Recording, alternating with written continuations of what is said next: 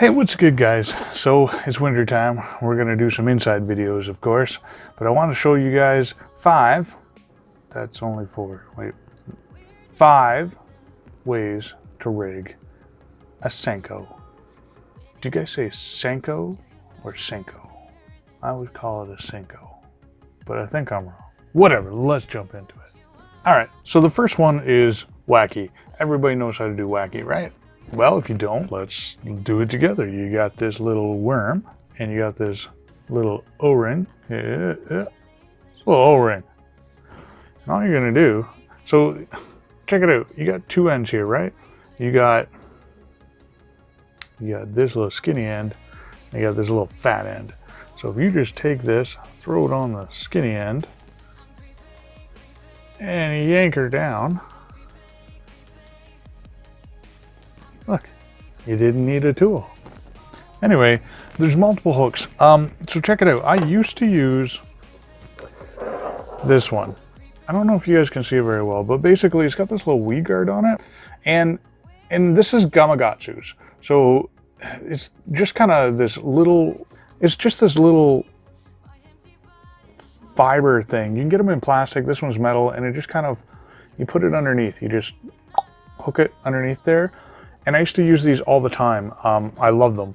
And I stopped using them only because you always have to adjust this stupid little weed guard to go right underneath, underneath. It just barely touches. So you're constantly moving it. So what I've changed up to is these are owners. And hopefully you guys can see these. It's still got like this, I don't know what you call that. If that's like an octopus kind of bend to it. But it's got these two little fibers, right? Just these two little guys, and you never have to worry about them. They go in front of the hook. Everything seems to slide through them, and to be honest with you, I've even used ones that don't have these little fibers, and I really don't get hooked up all that much. But I really like these owners. I really hope you guys can see this, but it's got this like little, like, the hook even has like a little nose hook to it. It's really nice. I really like it. So anyway, all you're gonna do is you're gonna pop it through right underneath there. Now, I don't know if you guys can see this or not, but I got a little bit of the meat in there. Can you guys see that? It's kind of important to get a little bit of the meat in there, and that's just so that it doesn't slide. But that's it. That's Wacky. That's Wacky. And you can use Wacky a couple of ways, right? So although that's your regular Wacky rig, if you really wanted to, you can use that Wacky rig for my favorite, and that's drop shot. So you could just pop it on there, and there's your drop shot bait. Bam. Just like that. Easy. That's actually 2 in 1. Now the next one is the same idea. You're gonna have 2 different ways to do it, and that is, you've probably seen everybody do it. I think this is a Texas rig or whatever. But anyway, you're going to take the fat end and take, I like this, offset. You're just going to pop it through until the bend starts. Pop it out. Fish it down. And then over top of that bend. And then once you're in the bend, you guys can see, you just kind of figure out where that hook's going to come out. Put your finger there.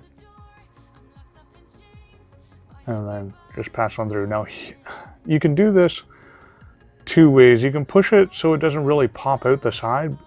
And that's great. It'll probably not have to be adjusted so long. Or you can do what I do. And so this is out.